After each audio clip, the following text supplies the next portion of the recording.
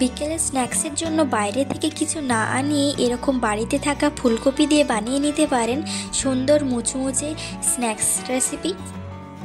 চলুন রেসিপিটি দেখে নেওয়া যাক।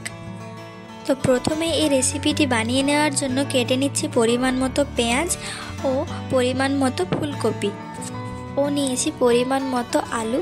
এখানে আপনারা আলুটা আপনাদের পরিমাণ মতো নিয়ে নেবেন। তারপর একটি কড়াই বসিয়ে সেটিকে গরম করে নিয়ে দিয়ে দেব পরিমাণ মতো সরষের তেল। গরম তেলের মধ্যে দিয়ে দেব গোটা জিরে,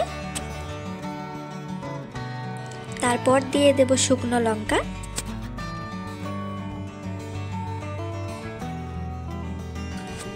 এই মশলাগুলি ভাজা হয়ে গেলে তাতে দিয়ে দেব আগে থেকে কেটে রাখা পেঁয়াজ।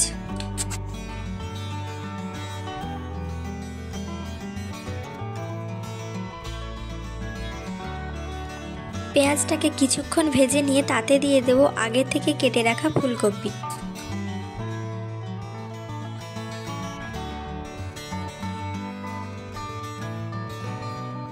এবার দিয়ে দেব কেটে রাখা আলুগুলি।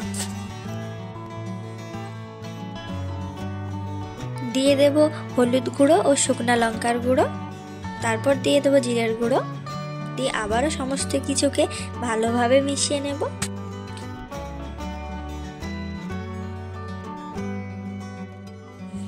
এবার দিয়ে দেব আদা রসুনের পেস্ট। সমস্ত কিছুকে মিডিয়াম টু লো ফ্লেমে ভালোভাবে ভেজে নেব।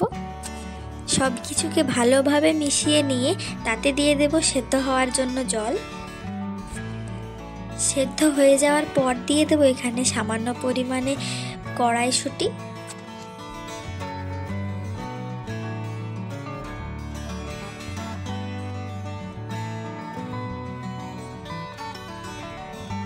এখানে একটি ডিম ফাটিয়ে দিয়ে দেব।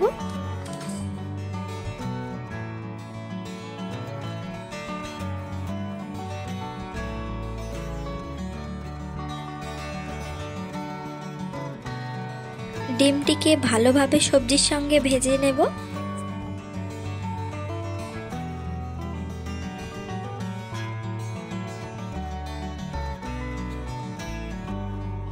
সবকিছু ভালোভাবে ভাজা হয়ে গেলে এটিকে আর বেশিক্ষণ রাখার প্রয়োজন নেই, ধনেপাতা দিয়ে নামিয়ে নেব। এবার স্ন্যাক্সটি তৈরি করে নেওয়ার জন্য ময়দার ডো বানিয়ে নেব। তার জন্য প্রথমেই নিয়ে নিচ্ছি এখানে পরিমাণ মতো ময়দা ও স্বাদ মতো লবণ ও কালো জিরে ও বেশ কিছুটা পরিমাণে সাদা তেল ও সামান্য পরিমাণ চিনি দিয়ে ভালোভাবে মেখে নেব। সমস্ত কিছুকে একসঙ্গে ভালোভাবে মিশিয়ে নেব।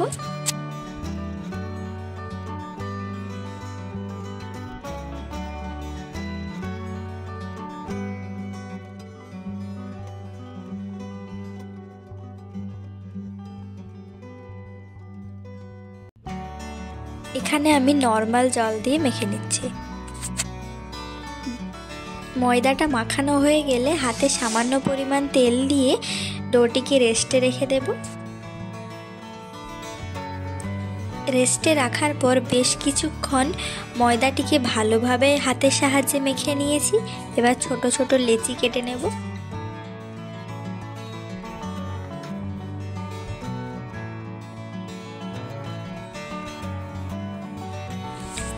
তারপর দেখুন ঠিক এইভাবে বেলে নিচ্ছি।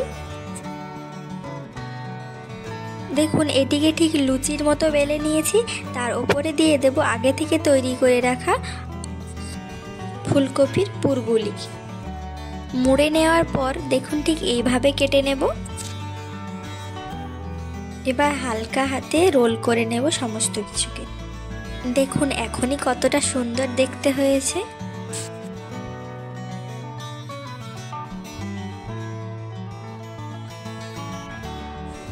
এগুলিকে ভেজে নেওয়ার জন্য একটি কড়াই বসিয়ে সেটিকে গরম করে তাতে দিয়ে দেব পরিমাণ মতো তেল। তেল গরম হলে তৈরি করে রাখা স্ন্যাক্সগুলি দিয়ে দেব।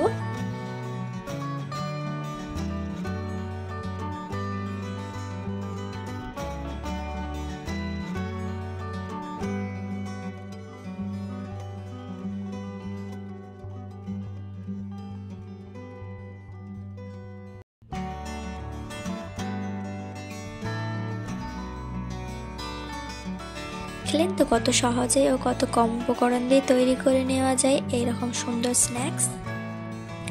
এই সময় যেহেতু আমাদের সকলের বাড়িতেই প্রায় ফুলকপি থেকে থাকে, তাই আপনারা এই রেসিপিটি ট্রাই করতে পারেন। আপনারাও কিন্তু ঠিক এইভাবে ভেজে নেবেন সমস্ত কিছুকে। সবকটি স্ন্যাক্সকে আমি দেখুন ঠিক এইভাবে ভেজে নামিয়ে নিয়েছি।